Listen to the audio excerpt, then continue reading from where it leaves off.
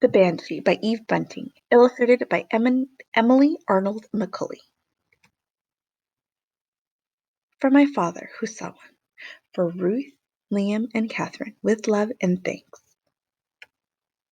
Banshee, the ghost figure of a woman who wails or keens outside a house where there may be death, an Irish superstition. I'm half asleep when I hear her wailing. Scree! Scree! At first I think it's a dream, and then I know it isn't. I know what it is. The Banshee, outside our house.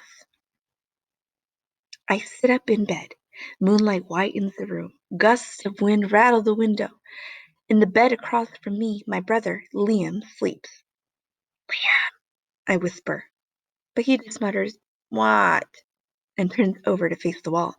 Scream! Scream! There it is again, rising and falling like the waves of the sea.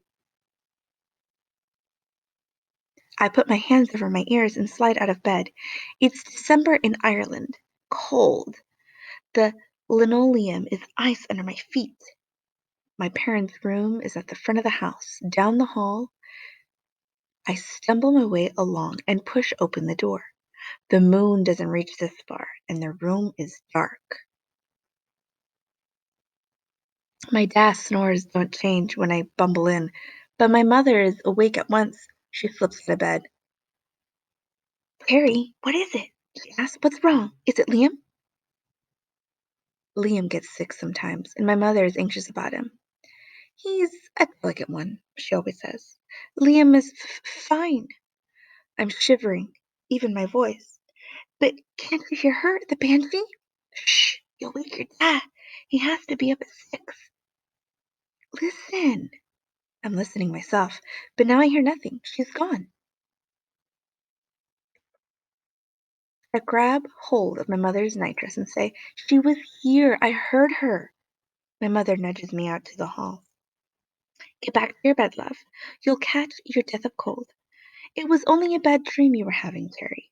Or maybe you heard the owl in the oak tree, or the Flannery's cat. It squirrels many a night.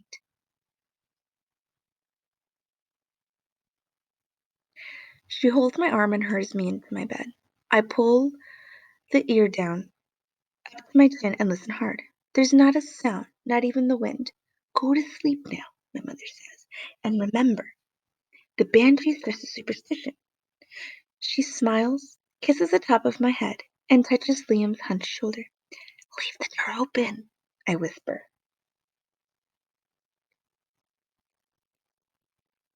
I lie there, listening, but there's nothing to hear.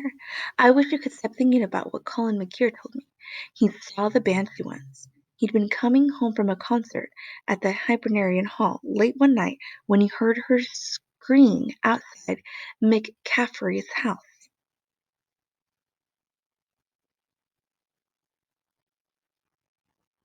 Old Mr. McCaffrey was very sick. Colin said the Banshee was there, standing beside the hedge. She had on a long black robe, like a nun's, only hers was made of cobwebs. Her face was nothing but bone, and Colin said she looked right at him, and her eyes were 2 black stones. Colin said he let out a squeal that would wake the dead. He turned himself around and began running, and the Banshee called something after him, but he couldn't understand what it was. He said her voice was a graveyard voice, pit gravel in it. He said he wet himself, but I was never to tell anybody that part. And a week later, old Mr. McCaffrey died.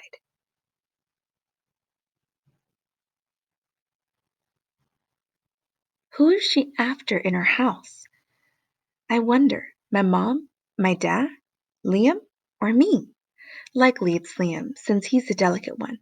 I wish Colin hadn't told me any of that. Then I wouldn't be thinking about the Banshee now. Anyway, he's always making up stories. My mother says that Colin McGeer has a great imagination. I'm almost asleep. My bad thoughts emptied out when I hear it again. Scream! Scream!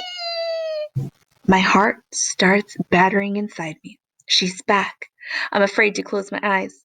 In the shine of the moon, I see my peacock feather on the table. My dad bought it for me from a tinker. It's shimmering, bright blue, like spilled petrol, like low Corib with the sun on it. It's my best thing. I keep looking at it, and then I think it could be an offering for her. I'd give it to her. Then I'd ask her to go away and leave our family be. You'll never do it, Harry, I think. And then I think, yes, I will. I force myself out of bed and I lift the feather from its jar, my hands shaking. It's dark on the stairs, no windows to let the moonshine in. Our big stove glows in the kitchen. The fire never goes out. It's the heat of the house, my mother always says. I open the back door. The kitchen heat rushes out, and the night rushes in. I can't go into the dark yard. Where she is, I can't go. The grass is wet. I slither under the clothesline, where one of my dash shirts jumps in the wind, its sleeves like arms. Shadows seep under the poplars. Their tops sway, dancing their own slow dance. Scream! Scream! Louder now, louder out here. And then I see her. She's crouched against the back wall, small and black, wailing those awful wails. I'm terrified. I can't go closer. I hold the peacock feather in front of my face, peer through it as it shifts and ripples. I take a step. Two. What if she calls out to me in her graveyard voice with the pit gravel in it? I'm ready to run. My l- I, li- I lick my lips. Banshee? I whisper. I've come to ask you to go away. I think you've come to the wrong house. Our Liam's very well, thank you, I added. She's not speaking. I try to see her, though I don't want to. The face of bones, the eyes that are two black stones. I make myself move closer. I've brought you a present here. I hold out the peacock feather. It's my best thing. The moon comes clear and bright as the wind sweeps the missile of cloud away from its face, and I stare.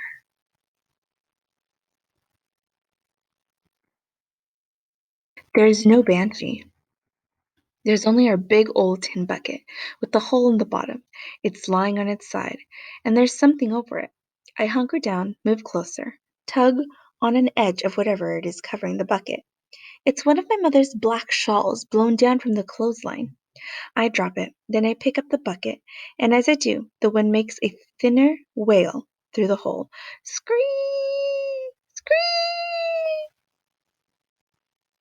I slump over myself. No banshee. No dark ghost coming for one of us.